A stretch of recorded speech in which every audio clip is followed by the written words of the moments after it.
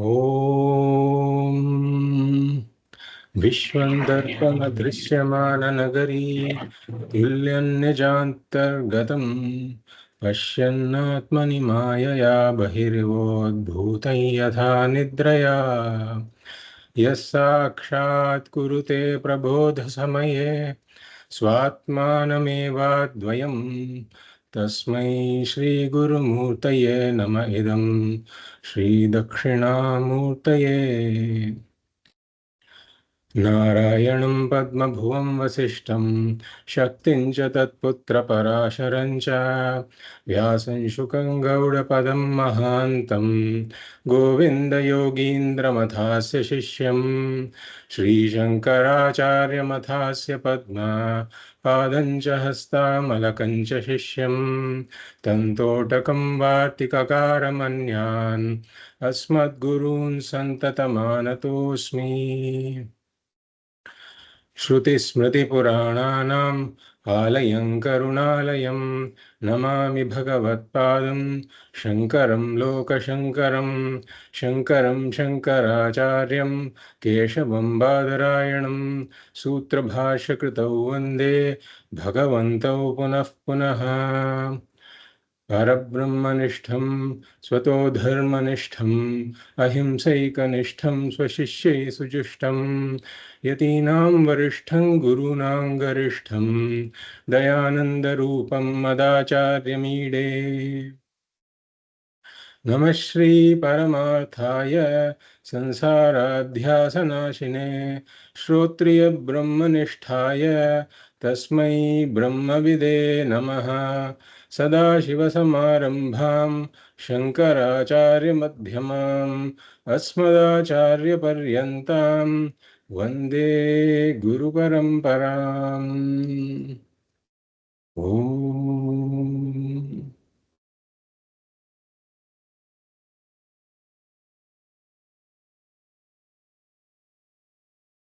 Start with the Mangala Shloka. Vasudevendra Yogindram Natva Jnanapradam Gurum Mumukshunam Hitarthaya Tattva Bodho Bhitiyate. I welcome you all to the 43rd class, the Fundamentals of Vedanta series.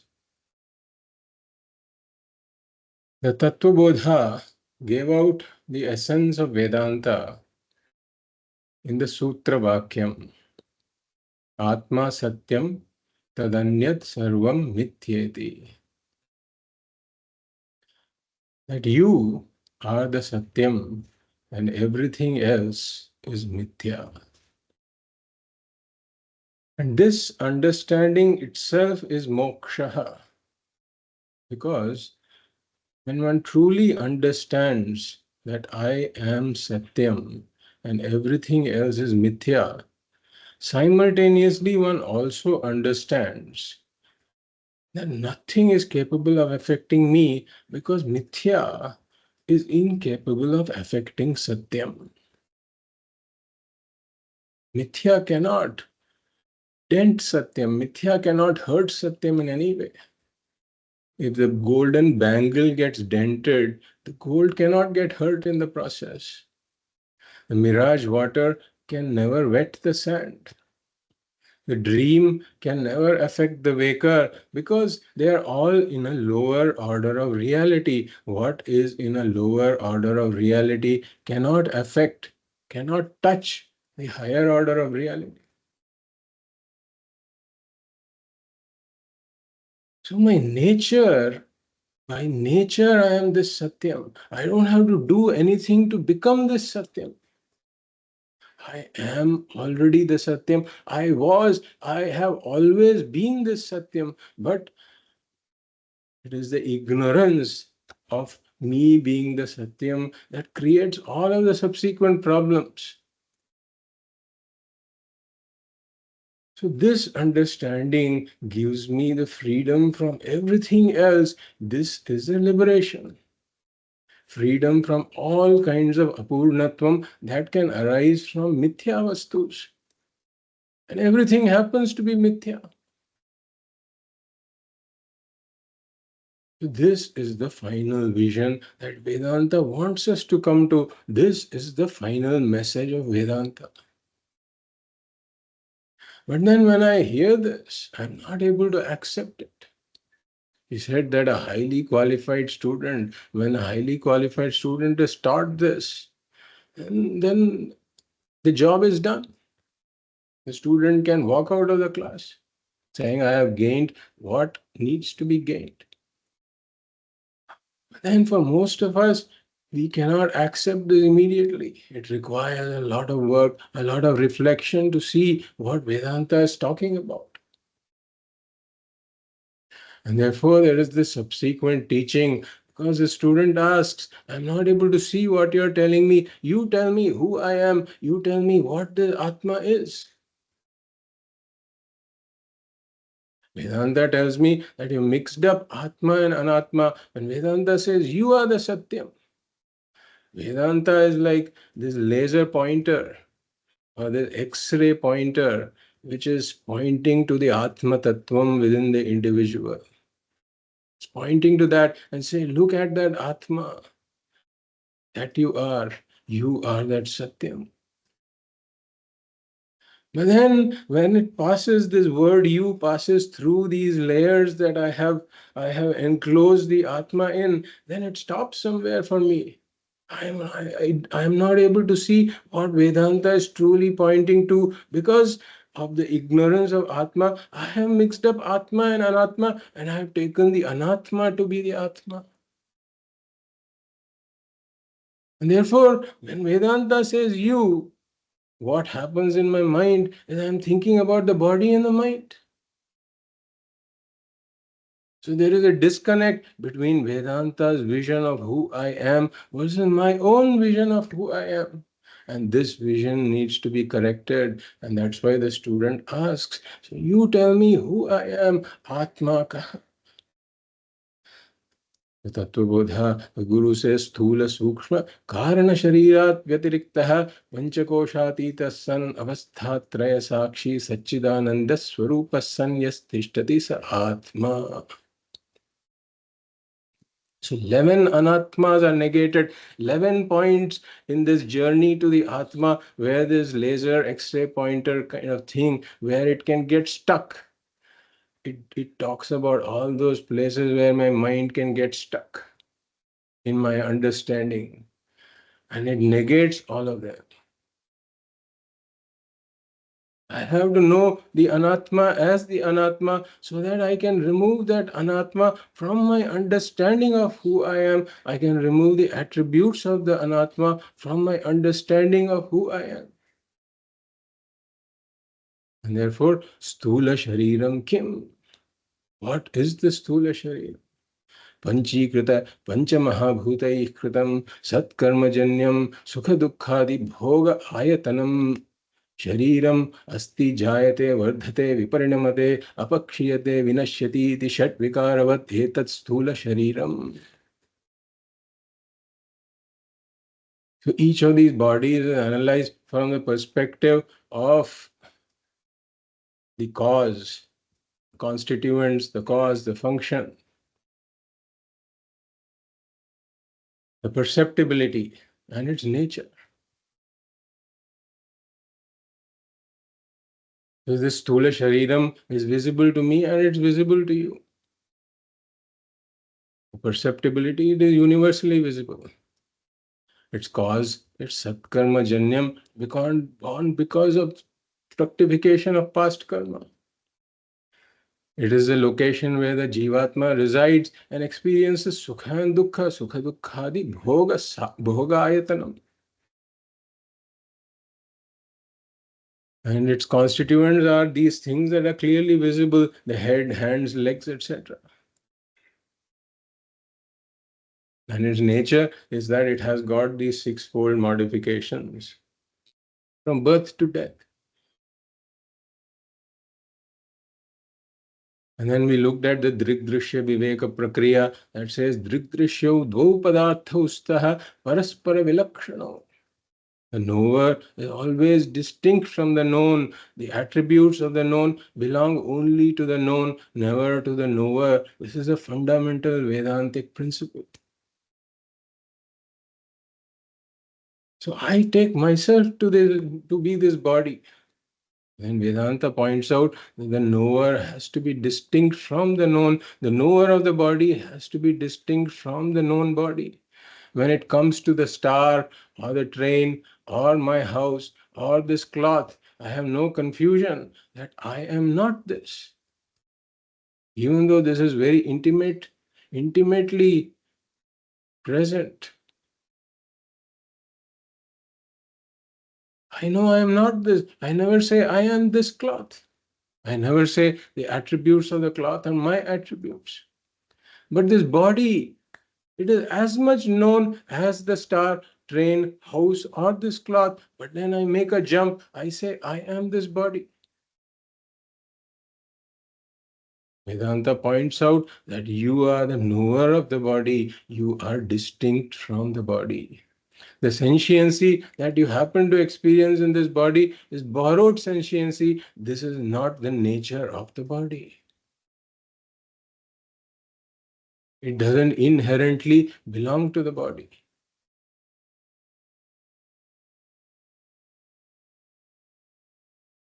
So then we come to the second Anātmā, the Sukshma Śarīram.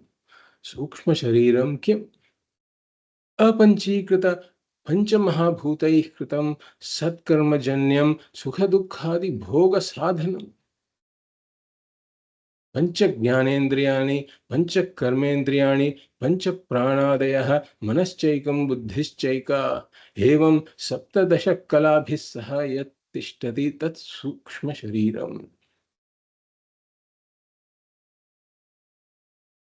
So this is Sukshma Shariram, apanchīkrita panchamahabhutaih kritam. It is made of the subtle versions of the five elements, as opposed to the gross body, which is made of the grossified version of the five elements. And what is the speciality of the subtle version of these five elements? That they are capable of reflecting consciousness. So these subtle elements, being very fine materials, they are capable of reflecting the consciousness that is the Ātmā. And therefore, they are capable of borrowing sentiency from the Ātmā. And through the Sukshma Shariram, the Sthula Shariram also becomes sentient. So again, we looked at this from the perspective of perceptibility, causes, function, nature, and constituents. The Sukshma Shariram's perceptibility is different. Unlike the Sthula Shariram, which is universally perceptible, the Sukshma Shariram is known only to me. My Sukshma Shariram is known only to me. Your Sukshma Shariram is known only to you through Sakshi Pratyaksham. I know my thoughts, I know the state of my mind. But I cannot see your thoughts, I cannot know the state of your mind. The function, when it comes to the function, is Sukha Dukkhadi Bhoga Sadhanam. It is a means for gaining the experiences of pleasure and pain. The first thing the Sukshma Shariram does is it has to enliven the Sthula Shariram. How? By lending sentiency. So the Sukshma Shariram borrows sentiency from Ātmā and lends it to the Sthula Shariram. And that is why in a dead body, when the Sukshma Shariram has departed, even though the all-pervading Ātmā is there, the dead body is insentient, doesn't respond to anything. And then all these instruments of interaction are provided by the Sukshma Sharira.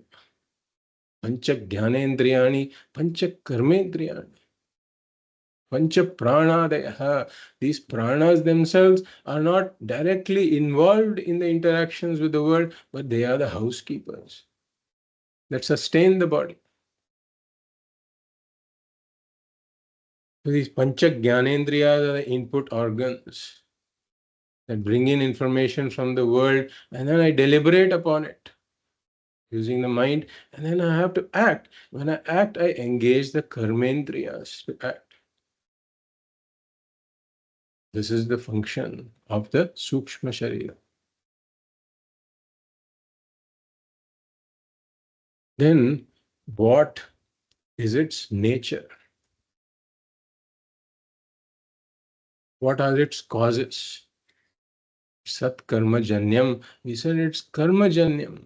It is also janyam. It is also born. When is it born? We said it's born during Srishti. And this entire world arises out of Paramatma. Like a dream arises from a person who is asleep.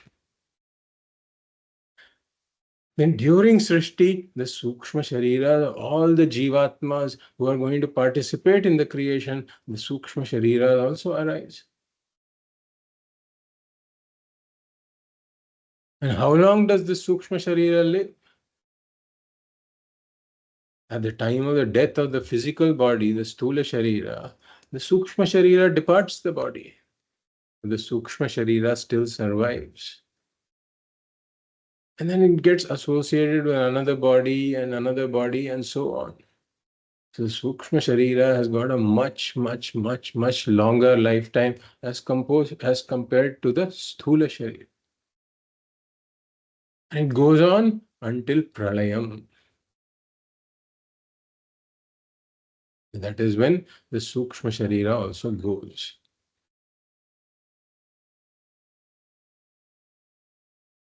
Then we come to the constituents of the Sukshma Sharira,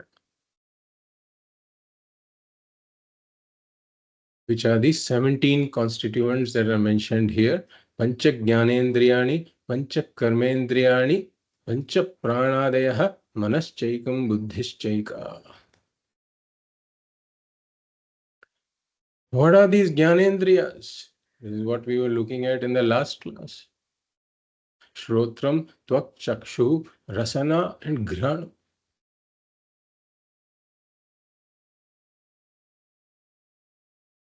Hearing, Shrotram, Tvak, touching, the organ of touching.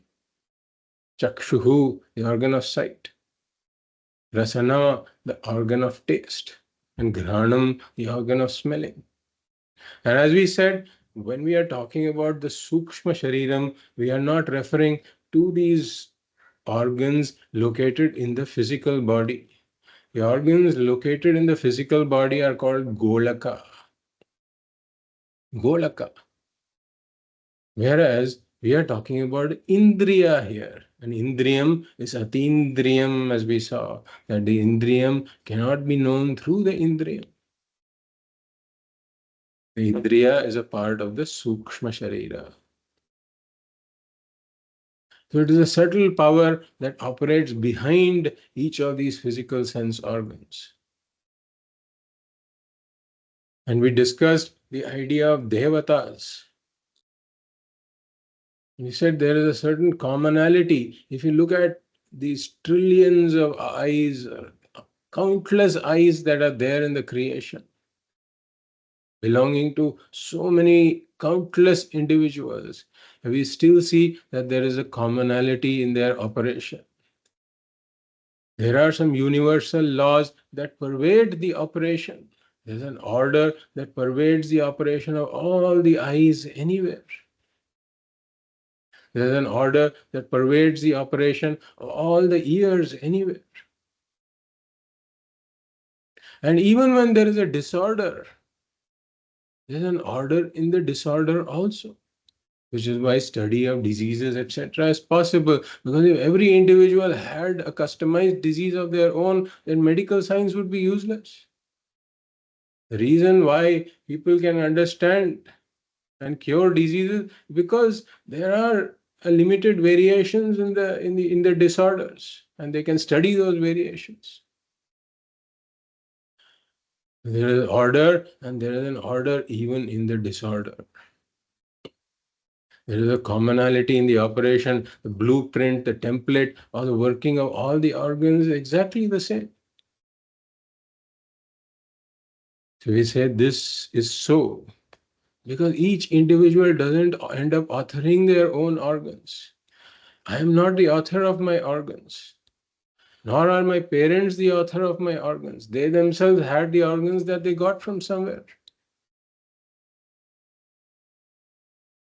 We took the example of the apps that are located in your mobile phones. And if we take any particular app, then it works exactly the same way on all the mobile phones. And that is because these apps have not been created separately for each mobile, but each mobile has inherited this power from some agency, company, or some body that presides over the development of the app, that maintains this app. When I download and I install the app, at that time I get the power of the app. So similarly, we say that there is a source. There is a source that has the power of the operation of each of these organs,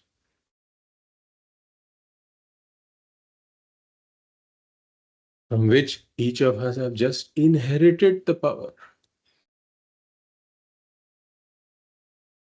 When we said Ishvara pervades the entire creation, the entire creation is a manifestation of Ishvara. Because Ishvara is the abhinna nimitta upadana karana. Ishvara alone was there, and space and time were even not there at the beginning. And when space and time are not there, where is the room to store any material? So Ishvara cannot get any material from outside in order to create this world. Therefore, what Vedanta says, Ishvara himself has become this world.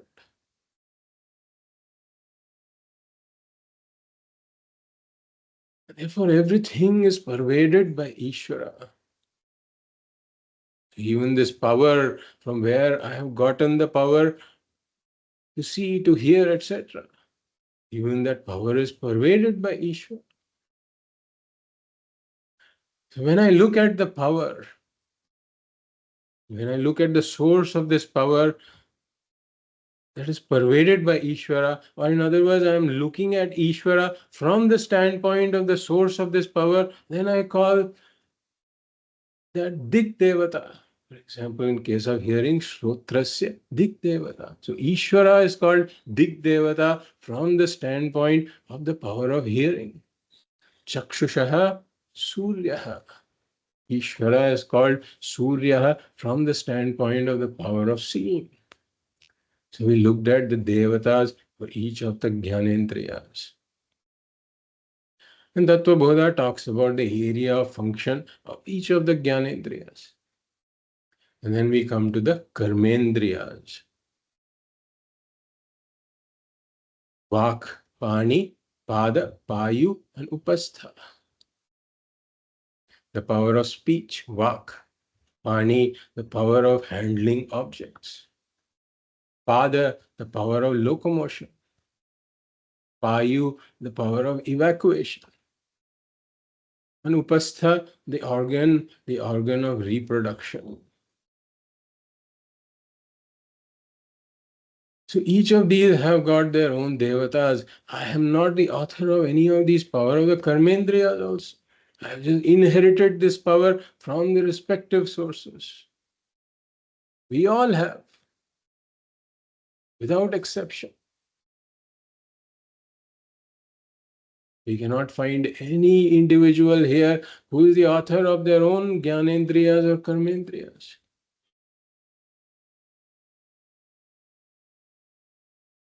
So, Vachaha, Vachaha, Vannihi. Agnihi is the Devata, Ishvara, when looked at from the standpoint of the power of speaking, is Vag Devata. Vag Devata, Vannihi. And Panyoho, Indraha. Indraha is the Devata name given to Ishvara from the standpoint of the power of handling objects. So we looked at the names of all the devatas for each of the karmendriyas. And then we talked about, Tattva Bodha talked about the area of operation of each of the karmendriyas also. And then we came to the Pancha Pranas. Prak Gamanavan Prana. We can feel the movement in our nostrils in front. This is Prana. Avak Gamanavan Apana. The downward moving prana, which becomes active during evacuation. That is Apana. Sharira Madhyagataha. That prana which stays in the middle of the body and is responsible for digestion. That is Samana. Vishwagamanavan, that which moves in all the directions and takes the energy obtained from digestion to all parts of the body. That is Vyana. And Urdhva Gamanavan, the one that moves upwards, which becomes active at the time one is vomiting, for example, expelling stuff from the body. And also at the time of death, that is Udana. We compared Udana to these packers and movers who come in and then pack all the items and move one away from a house. Similarly, Udana packs all these 17 components of the Sukshma Sharira. It packs them and drags the Sukshma Sharira out of the body at the time of death. This is the function of Udana. Then Manaschaikam, Buddhischaika. Then there is a function of deliberation. Should I do this? Should I do that? When should I do this? Etc. That happens in the mind. Sankalpa Vikalpatmakam. This is mana. And then Nischayatmika Buddhi, based on the deliberating mind, the intellect takes a decision. This is the function of Buddhi. So, evam saptadashakala bhisahayat tishtati tat sukshma shariram. These are the 17 components of the sukshma sharira. Pancha jnanendriyani, pancha karmendriyani, pancha pranadayah, manaschaikam buddhischaika.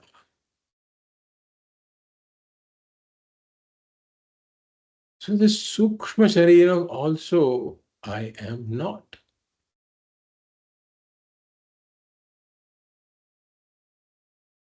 Sukshma sharirat vyatiriktaha Ātmā. Sukshma Kāraṇa Śarīrat vyatiriktaha Ātmā. So the Ātmā is not this sukshma sharira also. So the idea is similar to what we talked about with the sthula sharira, that the drik is always distinct from the drishyam, the knower is always distinct from the known. The sukshma sharira, the states of my mind are known to me. Therefore, the knower of this is different from the known sukshma shariram. And the attributes of the sukshma shariram belong to the sukshma shariram, not to the knower.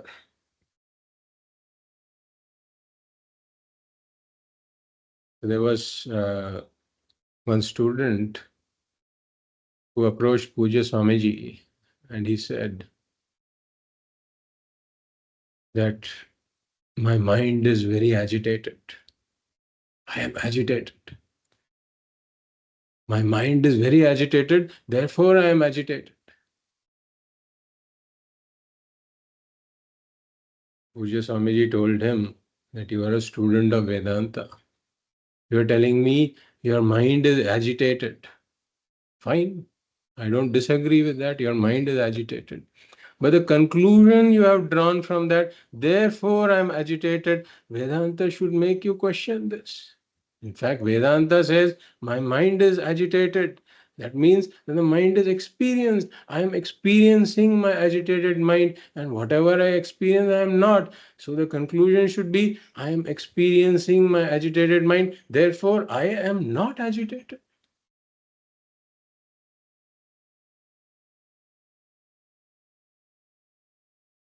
So this is the trap we fall into. That I experience my agitated mind and I take myself to be agitated. Vedanta repeatedly points out whatever you experience, you are not. The attributes of the experience belong to the experience, never to you. So if you say, I experience my agitated mind, that is enough to say, I am not agitated. I, the Ātmā, am not agitated. Why? Because Sukshma Sharirat Vyatirikta.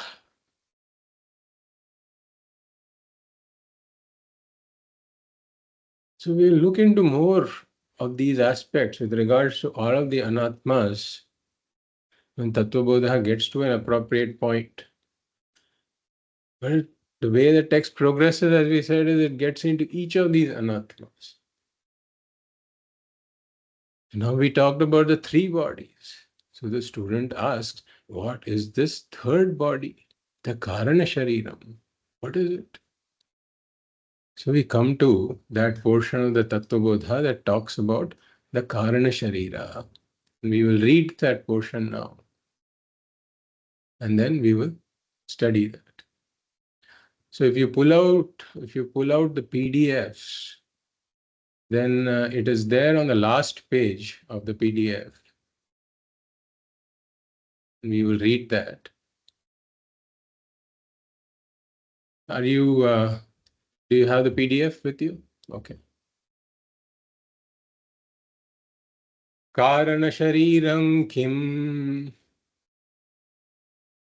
Kāraṇa Śarīram kim.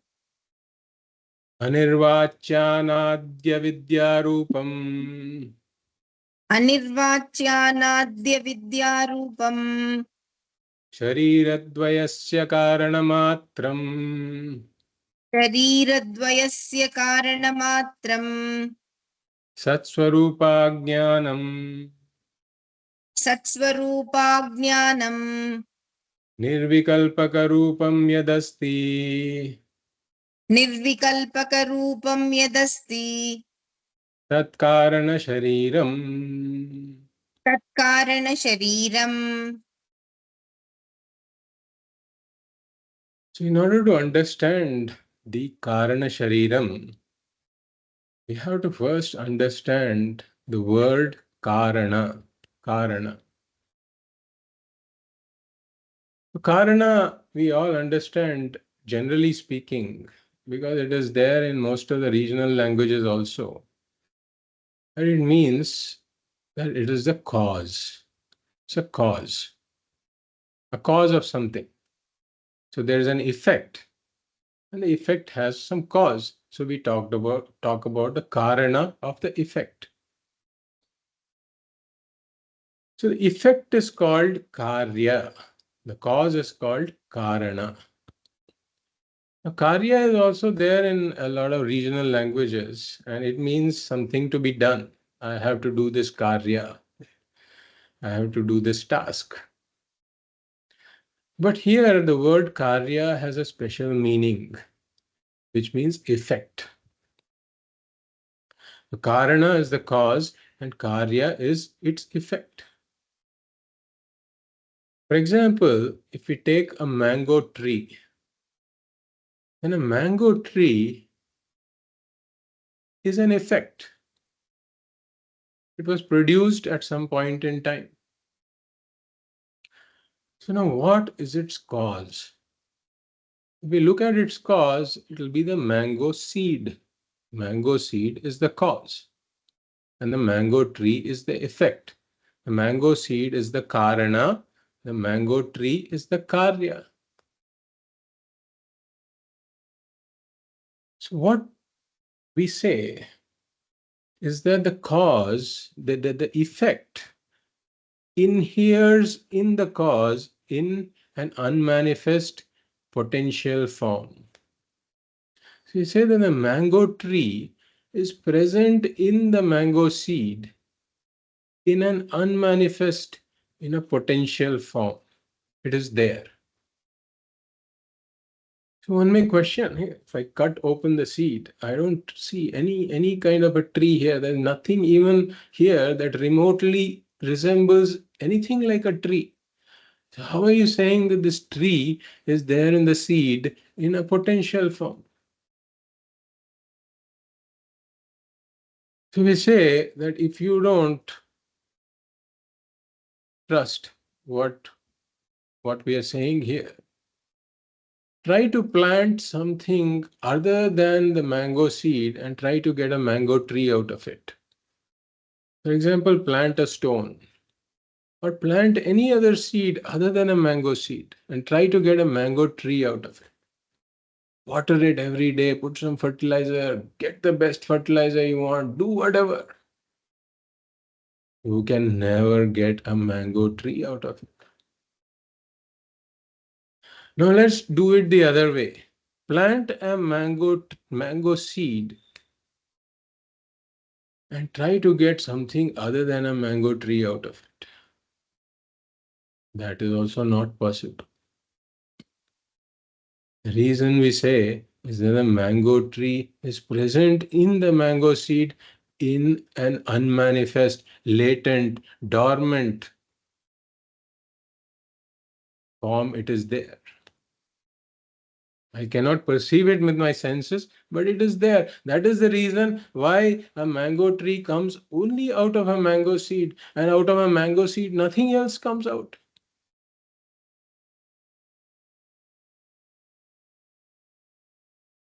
So we say that all the features of the tree, like the shape of its leaves, if we see the shape of the mango leaves, it is kind of long and and narrow.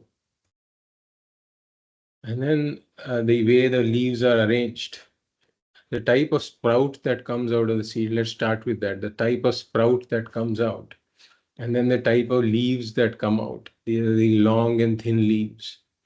And then the type of trunk that it will develop, the type of branches, and the type of flowers that will come, then the petals on those flowers, the shape of the petal, the type of pollen it will have, and the type of fruit it will develop, that is also in the seed.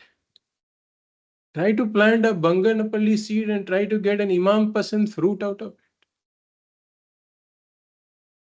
or vice versa. It's impossible. Everything is there encoded in the seed. And even the type of seed that will come out of the fruit, entire thing is there encoded in the seed in a form that I cannot see. So this tree is so large, how can all that be in this small seed? We can take the modern example. Like in this small microchip, or perhaps this size, we can store gigabytes of information.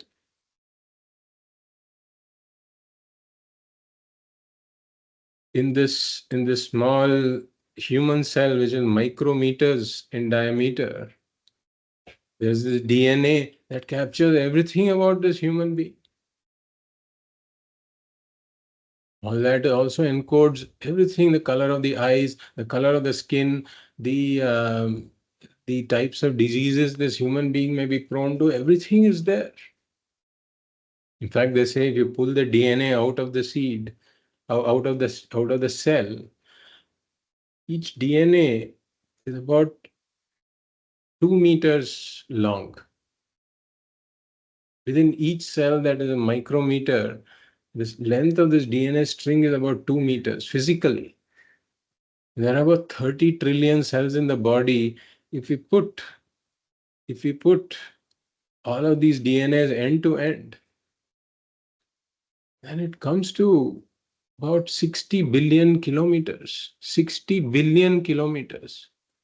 That's the length of the DNA of all the cells of one human being. So the amount of information is just mind-boggling that is stored here.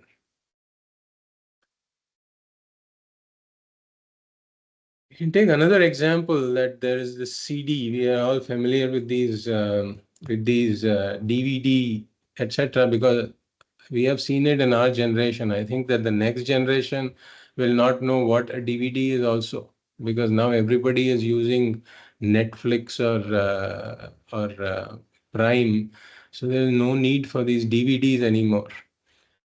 But if we look at those DVDs, then you don't see anything resembling a movie there.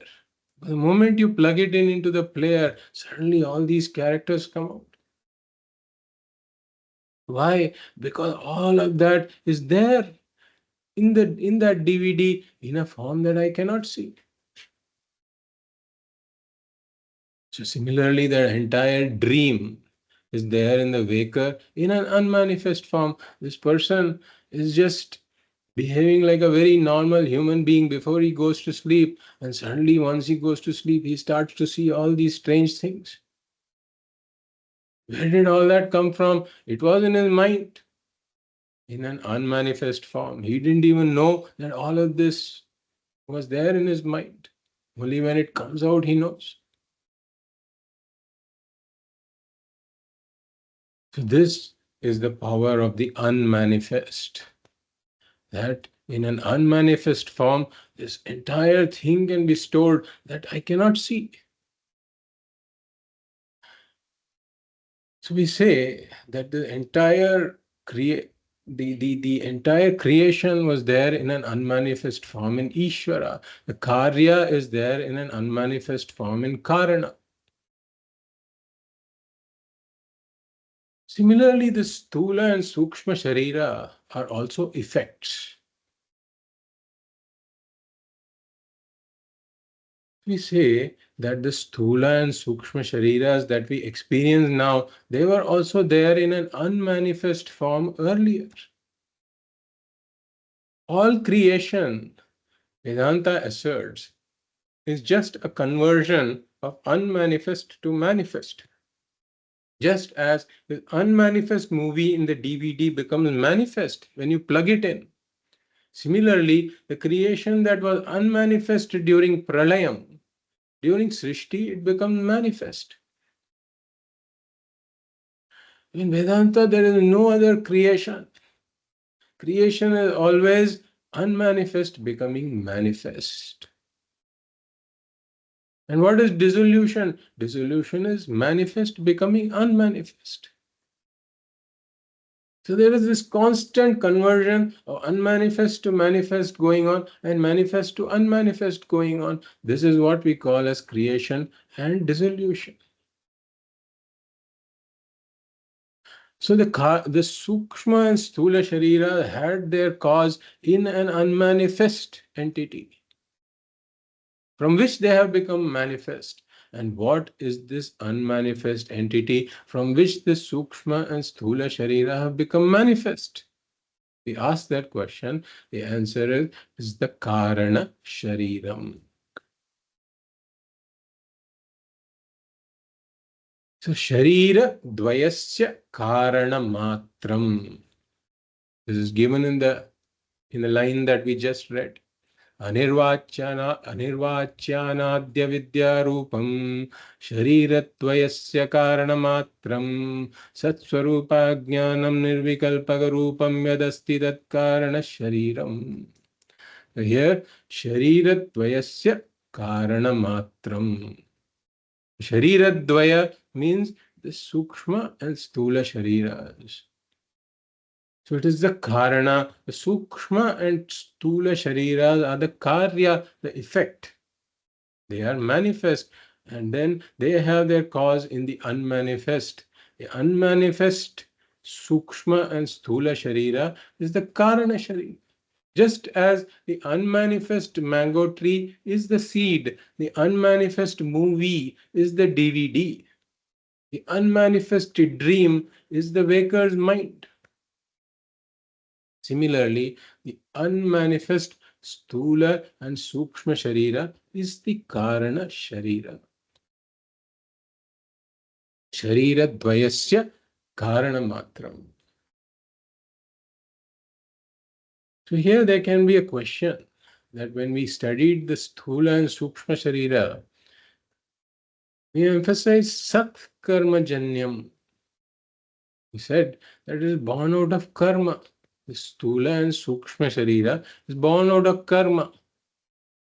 But now we are saying that it is born out of the Kāraṇa Śarīram. So isn't there a conflict here? We say there is no conflict because the Kāraṇa Śarīra contains all of these karmas of the jiva. Kāraṇa Śarīra contains all of the karmas of the jiva. Sanchita karma of the jiva is contained within the Kāraṇa Śarīra. It's like a seed that contains all of the past karmas. And therefore, the type of sukshma and sthula shariras that arise, they are based on the Kāraṇa Śarīra, which contains all of the karmas, and therefore it is sat karma janyam. That is also right. This is also right. So this is the function of the Kāraṇa Śarīra. Sharira dvayasya karana matram.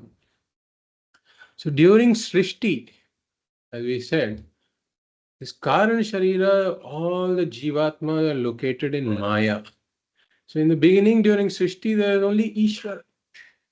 Ishvara is Brahman, the all-pervading consciousness, plus Maya, which is the unmanifest creation that is yet to emerge. There are only these two things in the beginning. Brahman and Maya, or in other words, Ishvara alone is there. And Maya contains the Kāraṇa Śarīra, all the jivatmas. Now, from the Kāraṇa Śarīra, every jivatma emerges the Sukshma Śarīra of that jivatma. The Sukshma Śarīra of all the jivatmas arise during Srishti. And then the Sukshma Śarīra, as we saw, survives until Pralayam, and in the meantime it takes lots of Sthula Śarīras. It gets identified with lots of Sthula Śarīras. Countless Sthula Śarīras within one Srishti itself.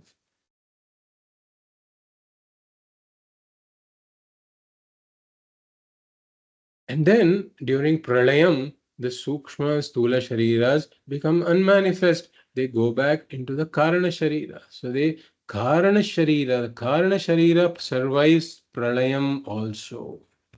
The Sthula and Sukshma Śarīras cannot survive Pralayam. When the Samashti karma is exhausted, when there is no more karma left to fuel this current Srishti, then it ends in Pralayam dissolution. And during Pralayam, during dissolution, we go back to a deep sleep-like state. There's nothing manifest. Everything becomes unmanifest. So does that mean the jivatmas have disappeared completely? We say no. The Kāraṇa Śarīras survive Pralayam also. The Kāraṇa Śarīra sitting there in a dormant form, waiting for the next Srishti. When the next Srishti happens, the next Sukshma Śarīra, all the jivatmas comes back again.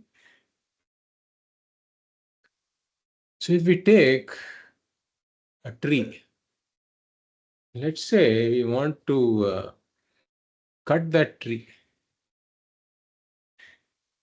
So if you cut the trunk of the tree, even till the very base, so that no trunk is visible, even if we cut that, as long as the roots of the tree are there, these green shoots will keep emerging. And then the green shoots develop into a full-blown tree again. You say, oh, I cut the tree, but it has come back, and you cut it again. A few months later, again green shoots emerge. Cut it again, green shoots emerge. They keep emerging. Why?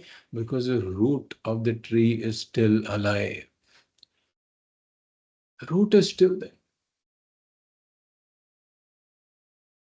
As long as the root is there, these green shoots will keep emerging. Similarly, as long as the Kāraṇa Śarīra is there, this Sukshma, Sthula Śarīra, the Jiva will keep emerging. Srishti after Srishti after Srishti.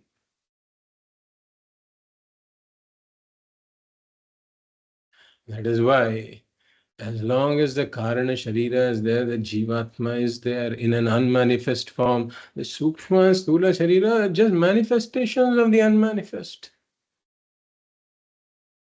So Jiva, this individual, the most fundamental form of this individual is the Kāraṇa Śarīra. Because that is the entity that always survives. The Sthula Sharira goes after every birth. The Sukshma Sharira goes on every pralayam. And this Kāraṇa Sharira is there, pralayam after pralayam after pralayam, it is there to come back. Keep coming back. Helplessly one will come back. Why? Because the Kāraṇa Sharira is there.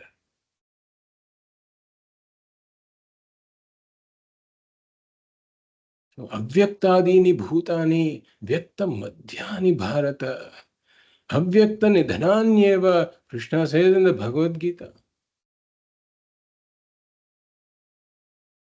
That in the beginning everything is avyakta, unmanifest. Avyaktadini bhutani, all these beings are unmanifest. Vyakta madhyani bharata, they are just visible in the middle. Avyakta nidhananyeva, and after that they become avyakta again. They keep coming back. They're like an arrow that has been shot from one end from there. So let's imagine that we are looking at a certain space. There's total darkness here and total darkness here. Suddenly we see an arrow moving from left to right. I just see this arrow because this area is lighted. That arrow was there on the left side, which is totally dark. The arrow continues on the right side, that is totally dark. All I see is this flash of this moving of this arrow. This is what we are calling life. Entire life. It is like a spark that comes and stays there for some time. It has become manifest. It came from the unmanifest, it has become manifest, and then goes back to the unmanifest.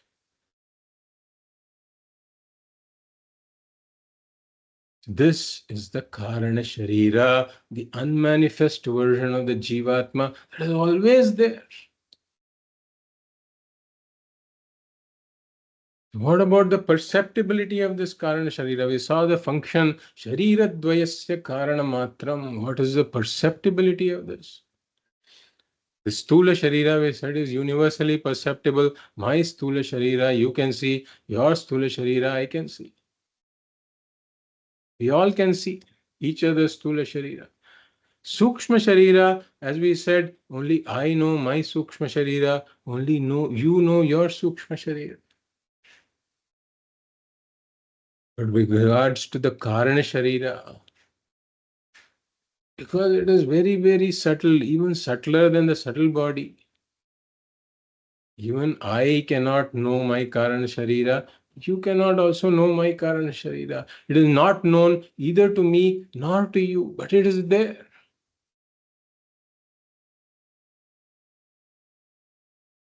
See, the cause is always subtler than the effect.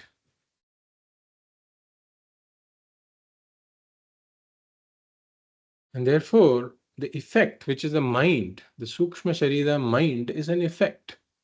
It cannot grasp its own cause. Just like if we take these tongs which we use to make chapatis. So as the chapati or the appalam, whatever it is, papad, as that gets heated, one turns it using these tongs. Now, if we try to use those tongs to catch some tiny particle of dust, that those tongs are incapable of doing that. They can only handle gross objects, but not something as fine as a particle of dust. One cannot use the tongs to grasp it. So the tongs are made for grasping a certain degree of gross objects. And if the object becomes subtler than that, the tongs cannot grasp it. So as the object becomes subtler, it becomes difficult to grasp. And as the object becomes a cause also, it becomes difficult to grasp. For example, the tongs can grasp everything else except the steel that the tongs themselves are made of. The tongs cannot be used to grasp the steel that the tongs are made of. So the effect cannot grasp the cause. Similarly, the Kāraṇa Śarīra, being the cause of the Sukshma Śarīra, is both its cause and its subtler. And therefore, the Sukshma Śarīra cannot grasp the Kāraṇa Śarīra.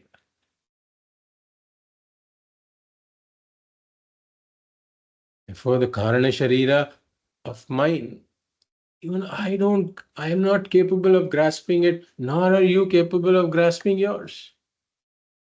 So I cannot grasp my Kāraṇa Śarīra, nor can you grasp my Kāraṇa Śarīra. So it is imperceptible to both you and me. This is the perceptibility. We saw the function, Sharirattvayasya Karana Matram. We saw the perceptibility that it's not perceptible to anybody. So we know about it purely from the Shabda Pramana of the Veda. This is yet another example of a thing that we know only through the Shabda Pramana of the Veda that it is there.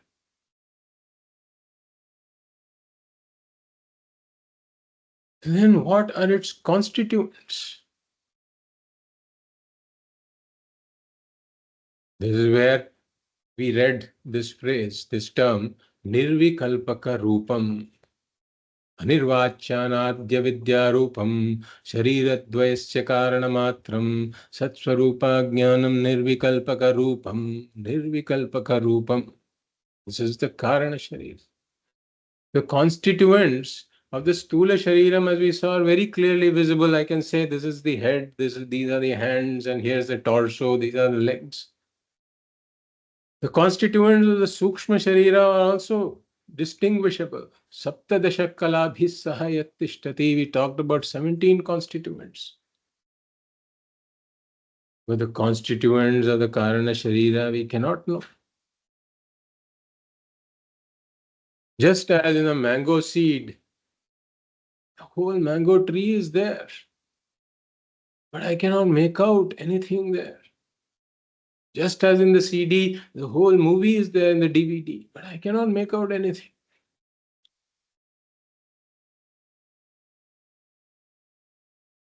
So similarly, all this information about what kind of Sukshma Sharira, what kind of Stula Sharira, the Sukshma Shariras will get associated with, all of this information is there in the Kāraṇa Śarīram. But then I cannot know that. It is Nirvikalpaka Rupam. So Vikalpaka Rupam means that it is distinguishable. The Sthula and Sukshma Shariras are not Nirvikalpaka Rupam, they are Vikalpaka Rupam because I can make out the parts. But Kāraṇa Śarīram, I cannot make out the parts. It doesn't mean that the differences are not there. The differences are there in an indistinguishable form. I cannot distinguish it. All the information about what is going to emerge is there, but I cannot see it. I cannot make out anything. Moreover, we see that for any knowledge to take place, there has to be a subject and an object. Subject-object division has to be there. For any knowledge to take place, the mind has to be there, as we saw, because knowledge, as we said, is the modification of the mind. But in this Kāraṇa Śarīram is the seed of the mind. So in the seed of the mind, the functions of the mind are not evident. So the subject-object division, these thoughts, etc., are not distinguishable in the Kāraṇa Śarīra because the mind has not emerged as yet, and therefore no knowledge can take place. when one is in the Kāraṇa Śarīra avastha, because this Kāraṇa Śarīra, as we said, it exists during pralayam. Because the mind is not there, the Sukshma Shariram is not there, the Sthula Sharira is not there, just the Kāraṇa Śarīra is there. And in that Kāraṇa Śarīra, the Jiva cannot know anything because the Jiva has not yet fully emerged. The subject has not yet emerged, distinct from the object, the mind has not yet emerged. Therefore, the closest thing we can talk about is our own deep sleep state. So, in our own deep sleep state, there is nothing manifest. There's total blankness. This total blankness is what the Kāraṇa Śarīra is. That is the closest experience of the Kāraṇa Śarīra that we can talk about. Total blankness that we experience in the deep sleep state. Does that mean nothing is there? No. Because if nothing was there, then one should not even get out of the deep sleep state. But then one emerges out of the deep sleep state into the waking state with the Sukshma and Sthula Sharira. That means all of this was there in the unmanifest form. Just as the entire movie was there in the unmanifest form in what appears to be a blank DVD. These are the constituents of the Kāraṇa Śarīra. The next point is, what is the cause of the Kāraṇa Śarīra? We saw the causes of the Sthula and Sukshma Sharira. Said Sat Karma Janyam and Panchikrita Panchamahabhutai Kritam or Apanchikrita Panchamahabhutai Kritam. These are the causes of the Sthula Sukshma Sharira. What is the cause of the Kāraṇa Śarīra? We say that the question itself is invalid. Because the cause of something can be talked about only if the thing begins at some point. So if I have to talk about the cause of a pot, I can say that the cause of the pot is this pot maker who's the intelligent cause, and there is some clay that is the material cause, etc. The pot begins at some point. But then here there's a key word that is used. Anirvachyanadya vidyarupam, that's the first word. So if you look into that and we split that, it becomes Anirvachya Anadi Avidyarupam. Anirvachya Anadi Avidyarupam. So here if we look at the middle word, we will look at each of these words. If we look at the middle word, it says Anadi. Adi means beginning. Beginning is called Adi. Anadi means that which doesn't have a beginning at all. So Sthula Sharira has a beginning when? At the time of conception. The Sukshma Sharira has a beginning when? At the time of Srishti. But this Kāraṇa Śarīra survived the prior Srishti and Pralayam also. So did it originate in the prior Srishti? No. It survived the Srishti and Pralayam prior to that also. When did it originate? It never originated. This is why we have been saying that you and I have always been there. There was never a time when you were not there. There was never a time that I was not there. Jiva has always been there as the Kāraṇa Śarīra. Anadi. So the Sthula and Sukshma Sharira are products. We can talk about a cause for that, which is why the Kāraṇa Śarīra is a cause for that. But the Kāraṇa Śarīra itself is not a product. It was never manufactured at any time. It has always been there. Therefore, we cannot talk about a cause for it at all. It is an invalid question.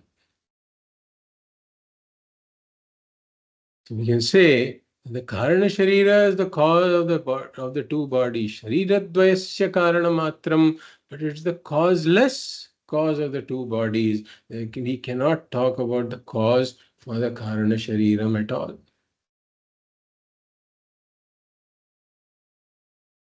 So then we come to the nature of the Kāraṇa Śarīram. So we talked about the function Śarīradvayasya Kāraṇamatram.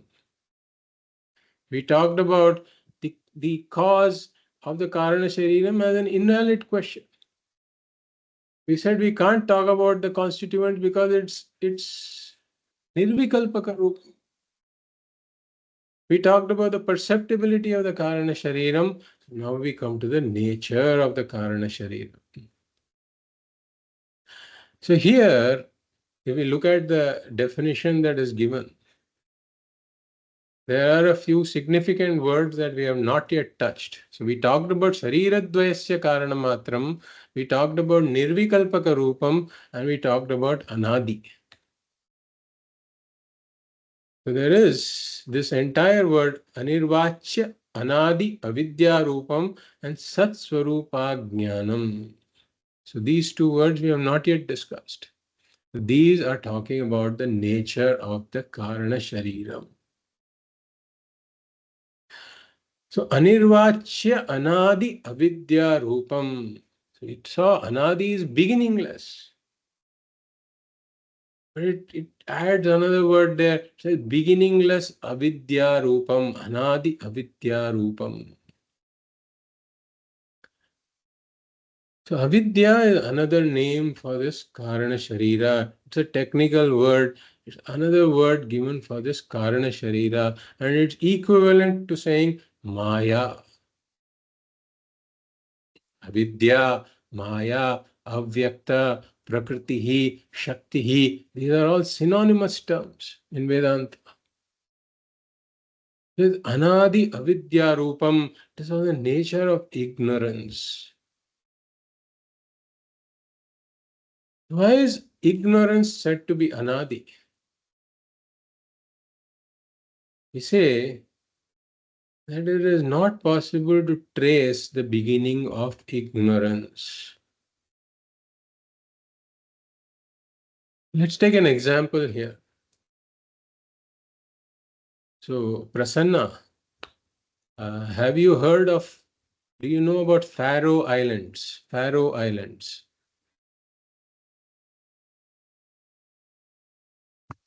No. No. So since when did you not know about Faroe Islands? Since when did you not about? Always. So that is the answer we have to give for any ignorance. If I knew when my ignorance began, then I should have been knowledgeable before it. So I should have known Faroe Islands, right?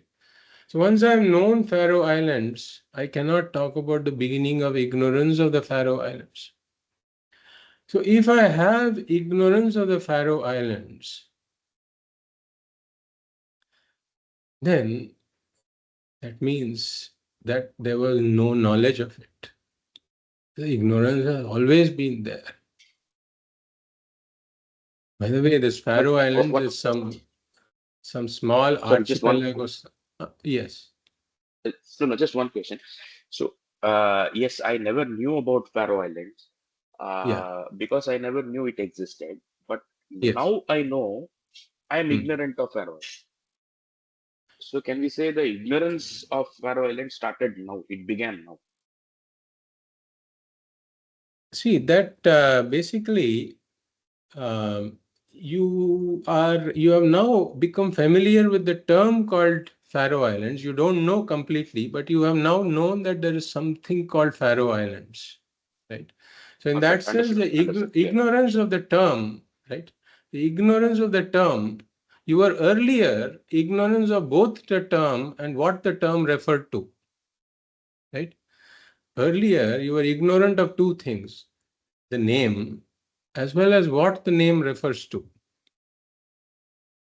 Now, you are ignorant of what the name refers to, but you know the name Faroe Islands. Clear, very clear. Thank you. Right. So, this Faroe Island is some small set of islands near the Arctic region. So in this, one has to take an example that is kind of uncommon, because if I ask you, do you know Delhi or Calcutta or even some place, Mylapore, etc., somebody may suddenly give a yes answer, and the experiment would then fail. So you have to come up with some name that nobody knows about. So I Googled for something that, I told Google, tell me some place and people haven't heard of, and it told me Faroe Islands. So I came up with this example. So anyway, so this ignorance never begins, right? That is what we wanted to illustrate using this experiment. So anadi avidya rupam, anadi avidya rupam. So it is of the nature of ignorance and it is beginningless. That is what this means here. We cannot trace a beginning for this ignorance. Then the next word clarifies what this ignorance is about. Sat Swarupa Jnanam says. So it is ignorance. What is the content of this ignorance? What is the subject matter of this ignorance? It says Sat Swarupa Jnanam.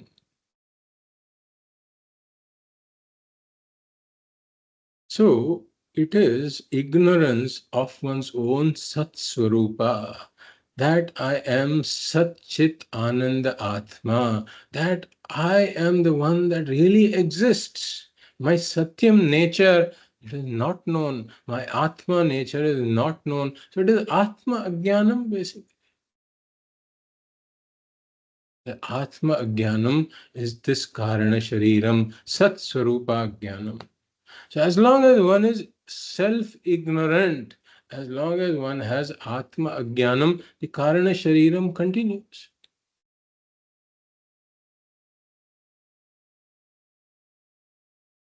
So I know that I am. I don't have any doubt that I exist. We have seen this before. Samanya Jnanam is there. But the Vishesha Jnanam of who I am is not there. Therefore, Vishesha Ajnanam is there. So this Vishesha Ajnanam is this Kāraṇa Śarīram. I don't know myself. And because of that, the mistakes begin. I mistake myself. I mix up the Ātmā and Anātmā. I say that this Sukshma Shariram is me. I say that this Sthula Shariram is me. If we trace the cause of all of this Ātmā Ajnanam, this Ātmā Ajnanam, Sat Swarupa Ajnanam is the Kāraṇa Śarīram.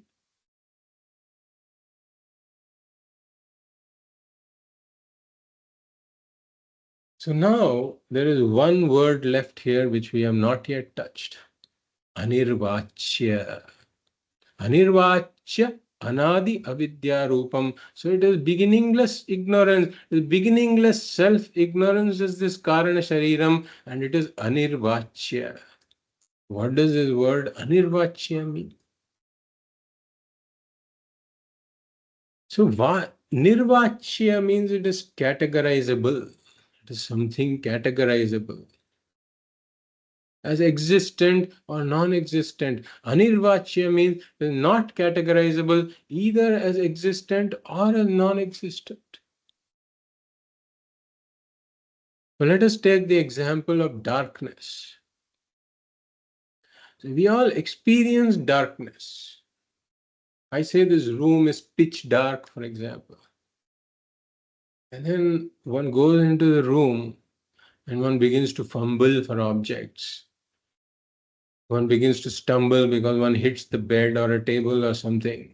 the knee starts to pain. Or one may even trip in the room and hurt oneself. So darkness is experienced. The effects of darkness are also experienced by me. But then I cannot identify darkness as a substance. When I switch on the light, the darkness doesn't move from here to somewhere else. You look anywhere in that room, I cannot find the darkness anymore. The darkness that was there pervading the room, it hasn't gone and hidden somewhere, or it hasn't moved from its original location. The darkness just disappeared without leaving a trace. See, if something really existed, and if you destroy it, at least it should leave some trace behind. But I'm convinced that darkness has now been destroyed with light, but it hasn't left any trace. Disappears without a trace. I cannot say it is existent. But then does that mean it is non-existent? I'm in trouble if I say that it is non-existent also. I'm in trouble. Why? Because if it was non-existent, I should not have experienced it at all.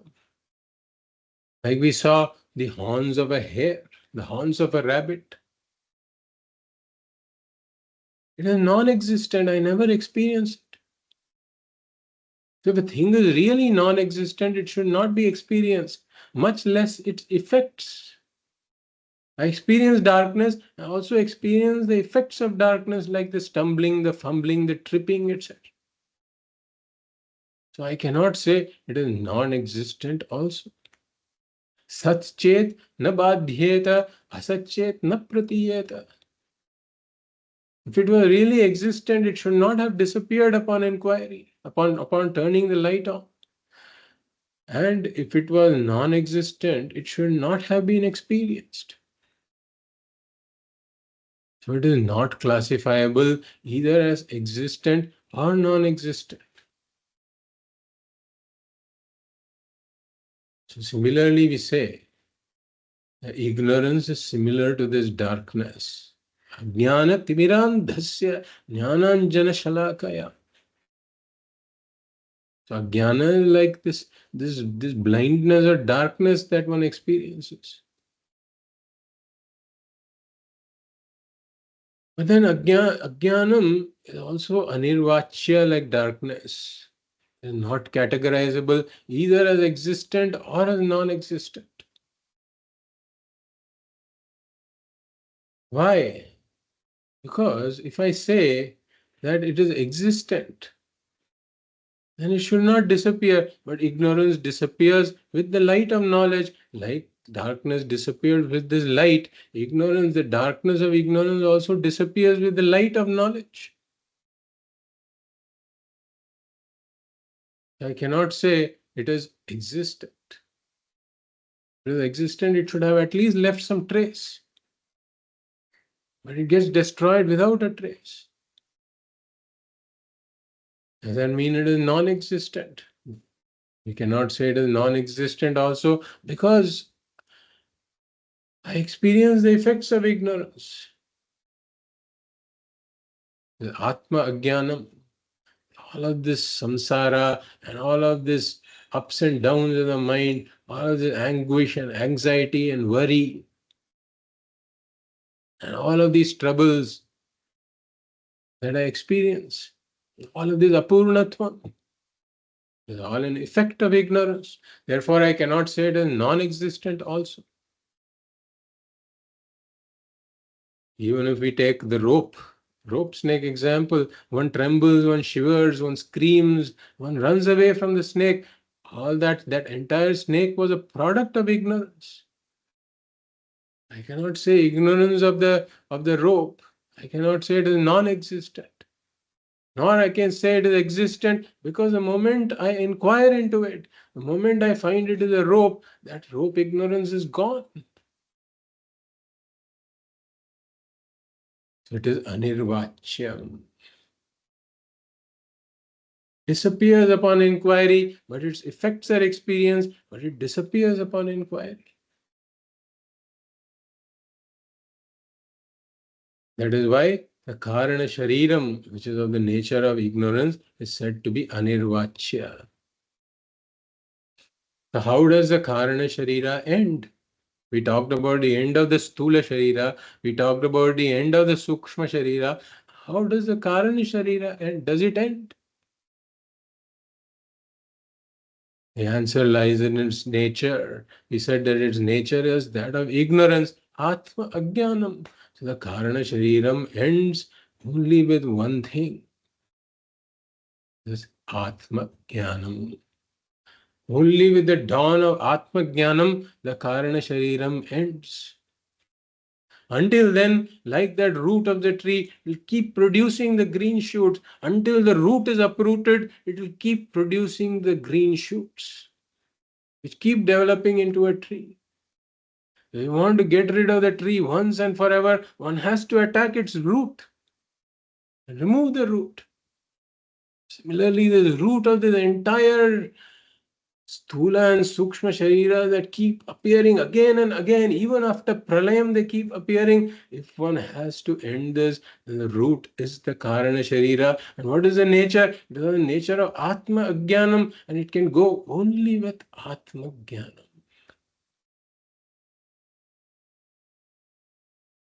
So the Ajnanam can never go by itself. Everything else in the creation is subject to Pralayam. When Pralayam comes, everything goes. Except the Kāraṇa Śarīra. It remains, it survives even Pralayam. So it will never go by itself. Everything else is subject to erosion. Like we said, the rock is reduced to dust by the wind in billions of years. But the ignorance can never be eroded by itself. It's never subject to erosion. These natural forces cannot touch ignorance. That's why the Kāraṇa Śarīra is so resilient, just survives everything. Only way the Kāraṇa Śarīra can go is through Jnanam, Ātmā Jnanam. That is why moksha is a purushartha. One has to strive for it. One cannot just say, I'll wait for this ignorance to end. It will never end. That is why karma yoga is required. Has to strive to gain this purity of mind, upasana yoga, and then shravanam, mananam, nididhyasanam. One has to strive for it. Strive to end this ajnanam by subjecting oneself to shravanam, mananam, nididhyasanam. That's why moksha is a purushartha. One has to commit oneself to gain this jnanam. And only with jnanam, there is no recurrence of these shoots that come out from the root of the tree. The entire samsara chakra is removed forever because the root of the samsara is uprooted through Ātmā Jnanam. This will end our study of the Kāraṇa Śarīra. Om Purnamadah Purnamidam Purnat Purnamudachyate Purnasya Purnamadaya Purnameva Vashishyate. Om Shanti Shanti Shanti. Hari Om Shri Gurubhyo Namaha. Hari Om.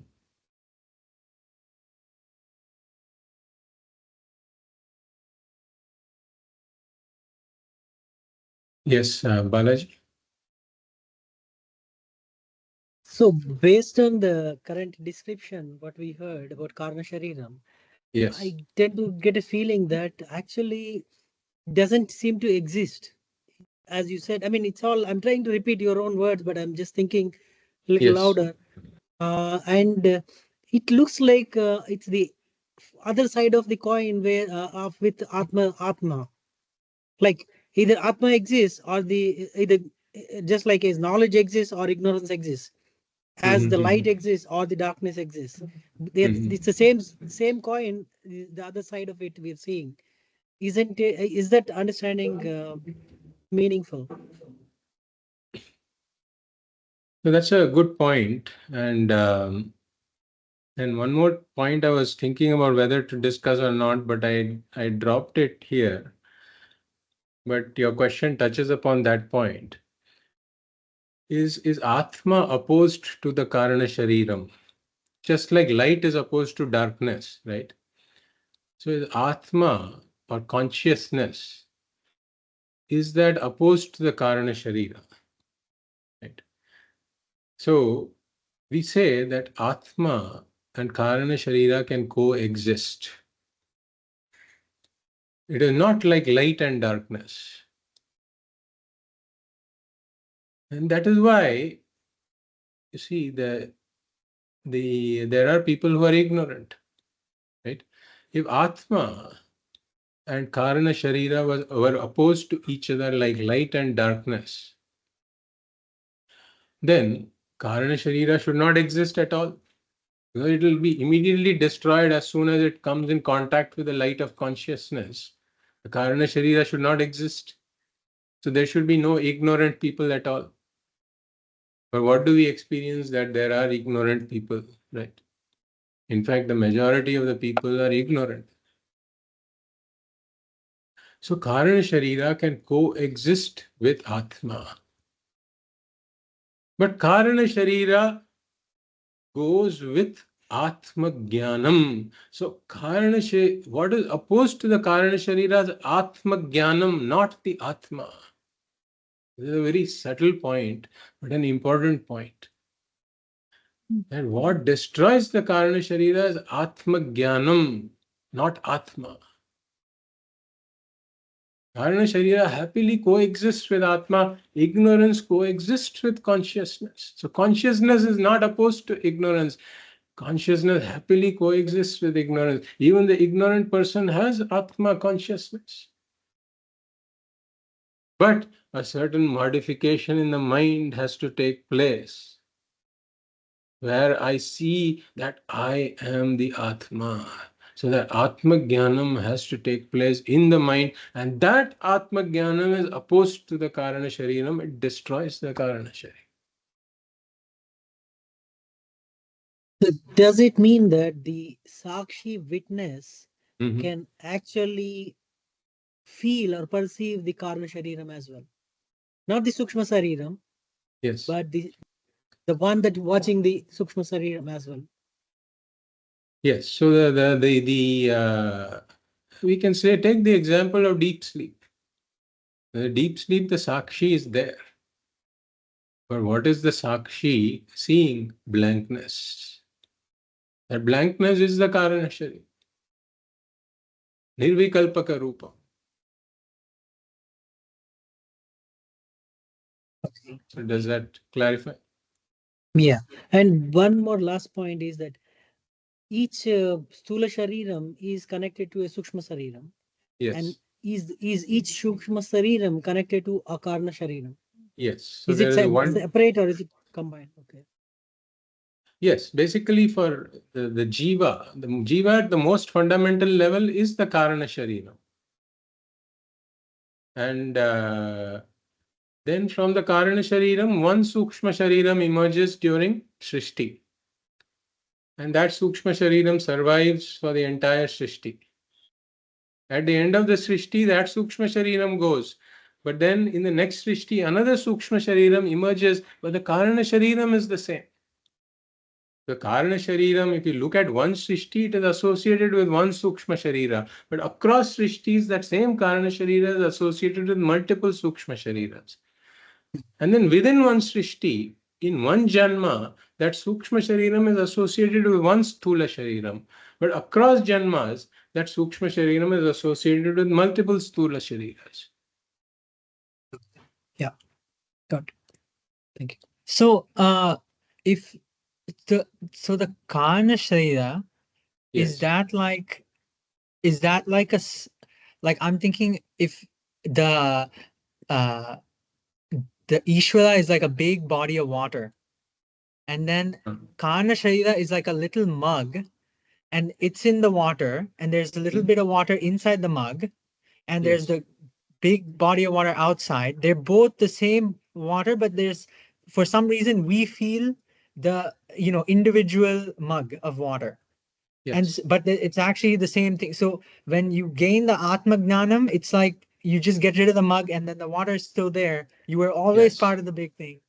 Yes. Okay. That's a nice way to put it. Yeah, you can think about it like that. Yes. So if you talk about, for example, the wave in the ocean, right? So that is like your mug of water. So the wave, if you take the wave and the ocean, right? The wave, if you really inquire into it, wave is just water. Ocean is also just water. So if we look at it from the level of water, there's just one water pervading the wave as well as the ocean, right? But then for some reason, let's say that the wave is obsessed with the individuality of the wave and sees that I am separate from this ocean, right? So that idea of separateness arises purely due to ignorance of the fact that the wave is one with the ocean. So that individuality, the rising of the individuality, is rooted in ignorance. That is the Kāraṇa Śarīram. So it is very similar to what you talked about. Okay, thank you.